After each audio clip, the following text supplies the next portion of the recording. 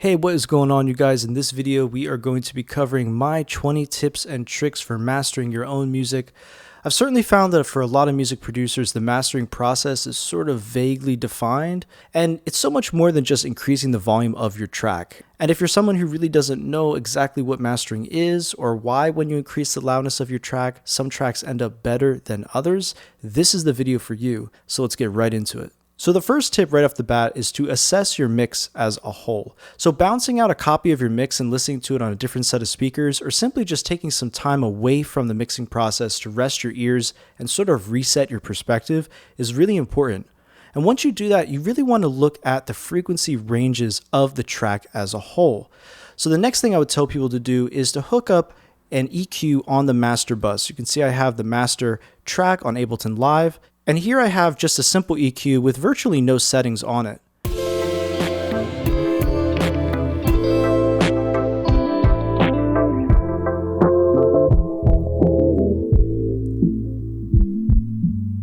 Now right off the bat, something you're going to notice with your EQ is gain staging.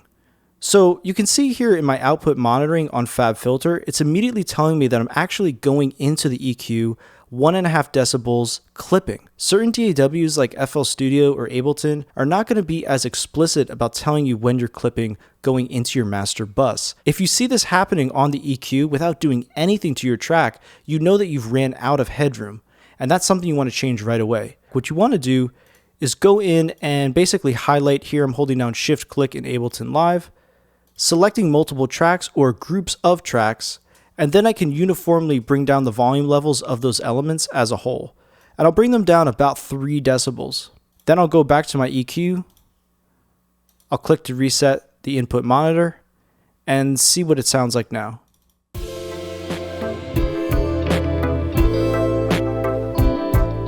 So now you can see I'm actually hitting my output at around -6 dB. So that's generally the range, anywhere from -6 to -12 in terms of headroom that you want to have. So let's take a listen to the track again and sort of cycle through the frequency ranges and see what's going on.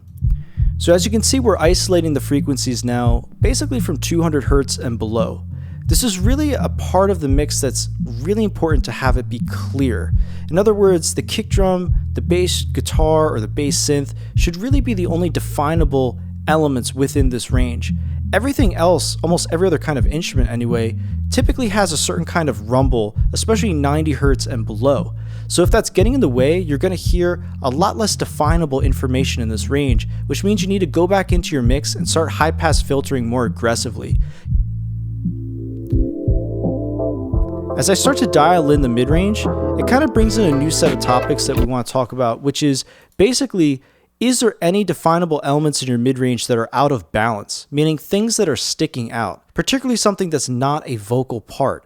In an instrumental track, if you have a certain kind of musical element that's sticking out, it really will stick out in the mid-range, and that will be something where you want to go back into your mix and fix that volume level or put some more compression on that musical element to control its dynamic range so it stops poking out of the mix so much. And you'll catch these things especially by really assessing the mid-range frequencies of your mix.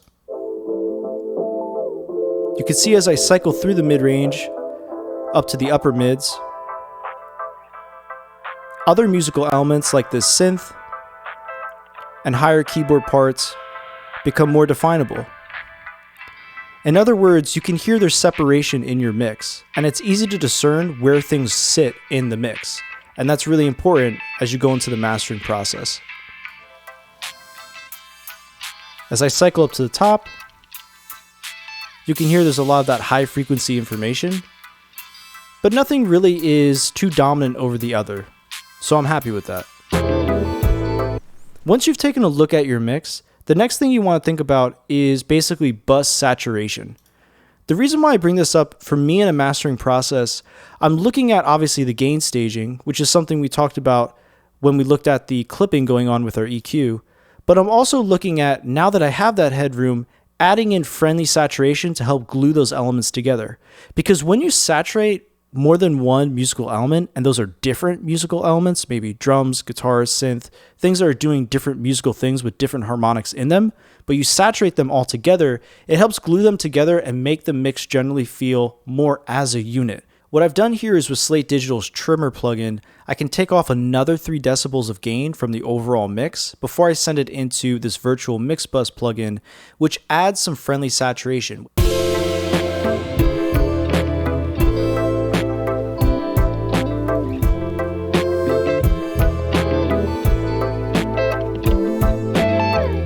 So 2 things happened when I turned on that plugin. They're very subtle, but you could kind of hear the snare became a little more forward and the bass became a little more defined and glued together. And it kind of goes into a philosophy in general about mastering, which is that the things that you do to your track are going to be more subtle. So you're not going to drastically change what you've done with the mix. You're just trying to get a little more out of it and get the volume level up in a professional way that doesn't destroy all of the dynamic and musical value of the work you put into your mix in the first place. You can see here in the Pro Q3, I'm only doing 2 things. And a lot of mixes I find that if you're playing a sort of hip hop or a pop track, there might be a little too much boxy energy around 250 hertz. And it's good to isolate that frequency range. And you can see I'm only doing about half a dB or a dB on each of these cuts. Some people would even argue you never want to do more than 1 dB of a change of the mix at a time. It's sort of the mastering concept of do no harm. And so these are subtle changes, but they just make those little tweaks that help get rid of problem areas. A little bit too much pushy energy around 250 hertz and some harsh frequencies that were sitting around 4500. So here I'm using the TG Mastering Chain by Waves plugins. A lot of times you're going to have plugins that have more color to their EQ, and this is a particularly musical one that I like to use. So I'm adding that in there, and that gives a little bit of brightness and openness to the sound of the mix, which oftentimes you can experiment with, particularly when you're at the end of your production in terms of adding some openness to your sound. And then here I'm using the parallel compressor in this particular plugin, and that's just really good for sort of joining in the bottom end of the mix. So all of the dynamic elements that are on sort of the bottom range of your mix can then sort of come up. And then you can see here on the stereo spreader, I'm adding in the stereo effect to try to make the mix more wide.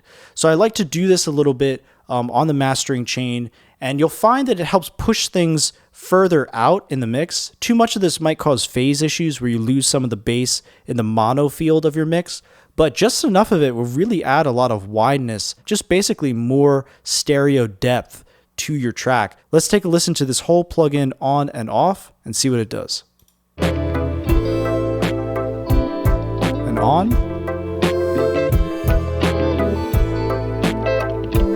Now obviously there's a volume increase to a certain degree, and our ears can really be tricked by that into thinking that something's just better just because it's louder. But it is doing multiple things. It's adding more frequencies in that upper range using a very musical sounding EQ. This might be adding a few more decibels of gain to the sound. But of course, that's why at the beginning of my mastering chain, I took off some of that decibels of gain so that I had headroom to do these types of functions. When I add that gain back in, I'm using it doing the elements that I want to add to my master. And then finally, I'm using some corrective compression. For me, corrective compression is just about using slight, very transparent compression to control the overall mix. You can notice how I'm using a very late attack, a very quick release, and a very small ratio, just 1.3. So you can see I'm only doing a little bit of compression.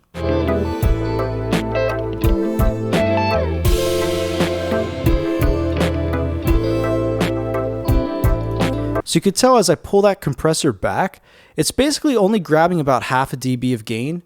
And that's because it's really attacking the most transient elements. Again, the kick and the snare in this genre's case. Okay, so now let's get into the limiting process.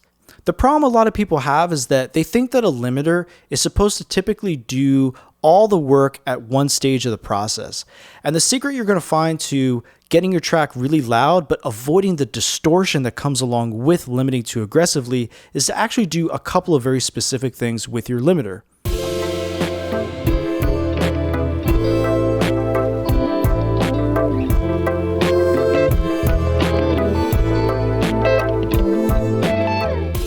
Once you start limiting the track, you're generally seeing gain reduction in the range of 0.5 decibels to 1.5 or maybe 2.5 in certain areas. And once you do this, you don't really want to go past 3 decibels of gain reduction.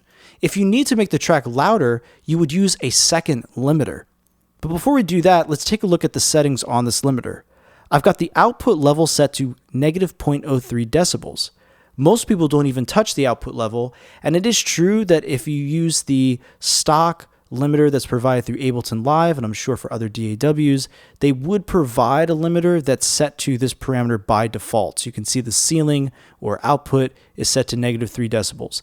They do this for a simple reason, because even though the limiter is actually cutting off that transient information, there are still samples that will get through. We call those intersample peaks, and that can cause audible distortion, particularly on certain devices like cell phone speakers or laptop speakers that can't really handle that information. It's also really important that you have true peak limiting engaged. This actually ensures that the true output of the limiter is not actually exceeding your ceiling, meaning that when you play this music on analog devices, you will not have audible distortion. And then the final thing I'll mention is the oversampling feature. When you turn on the oversampling module, I use around 8 times. It actually ensures that you avoid audible distortion, and it helps control the risk of intersample peaks. So we're only going to gain reduce around 1 to 2.5 decibels. We're going to make sure true peak limiting is on. Our output is set to negative 0.03 always. And then if we want to make the track louder, we actually can take this, copy and paste, turn this gain down because this is the second limiter. At the very end of your track, when you're mastering a track, it's very useful to limit in stages so that one limiter doesn't have to do all the work and it avoids distortion. So we've added 11 decibels of gain. This limiter is now operating more at the crest of the dynamic range. So it's going to be limiting a lot quicker, or it's going to have to immediately start limiting the music. And this is almost sort of directly controlling now the gain that we're taking off the very top end of the dynamic range of your song. In theory, you could actually limit your track in several more stages if you needed to. But generally speaking, I found using 2 limiters is more than enough to get the commercial loudness that you're looking for, but also sort of maintaining the integrity of your mix. Because if you limit, again, too aggressively, you will have distortion and you will have a mix that sounds fairly squashed in its dynamic range. And one final tip I'll add on this subject is making sure that the last limiter that you use has an oversampling range, maybe at a more intensive range of 16x. If your CPU can handle it, you should do it. And of course, if you're going to use the Dither feature, if you decide to output this mix at something that's not 24 bits, maybe 16 bits, you want to make sure that the dithering is on. In this case, I'm not going to do that, so I leave it off. There's no shame in going back into your mix and in making further adjustments once you've gotten things up to a commercial loudness level, doing this on the fly. It's not like you need to bounce out a mix and then open up a new session to do a master. You can do your mix and your master essentially at the same time, and for a lot of audio engineers and producers, this actually is a very important part of the process. Once you have the volume level where you want it to be, you can really fine-tune certain elements that are giving you trouble, or that you might just have discovered during the process of increasing that volume level. That's very common to come across, and there's nothing wrong with fixing your track at the very end. So that's going to cover the 20 tips that I have on mastering. So thank you for sticking around and watching it. Make sure to hit the like button and subscribe if this is content that is useful to you. And if you're interested in finding free stuff to add to your own music productions, check out the link in the description to the Gumroad store. Hopefully you got something out of this video. Have fun making music, and I'll see you in the next video.